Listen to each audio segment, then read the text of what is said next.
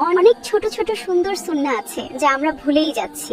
অথচ এই ছোট ছোট সুন্নাহগুলোই আমাদের জীবনে প্রশান্তি ফিরিয়ে আনতে পারে। এই যেমন ফজরের নামাজের পর সেই স্থানেই বসে জিকির করা এবং সূর্য ওঠার পর 2 রাকাত ইশরাকের নামাজ পড়া। এতে 1 হজ ও 1 উমরার সওয়াব লাভ, গুনাহ মাফ হওয়া, দিনের শুরুতে বরকত ও শান্তি পাওয়া এবং আল্লাহর সন্তুষ্টি অর্জন করা যায়। সুবহানাল্লাহ। আরেকটা বিষয়, আমরা যখন খুব খুশি হই তখন শুধু আলহামদুলিল্লাহ বলি, কিন্তু সুন্নাহ হলো খুব বেশি খুশি হলে শুকরিয়া স্বরূপ সাথে সাথে সিজদায় লুটিয়ে পড়া। কৃতজ্ঞতা প্রকাশের এর চেয়ে সুন্দর পদ্ধতি আর হয় না। আচ্ছা, রাতের একটা সুন্নাহর কথা মনে আছে তোমার? ওই যে রাতে অজু অবস্থায় ঘুমানো।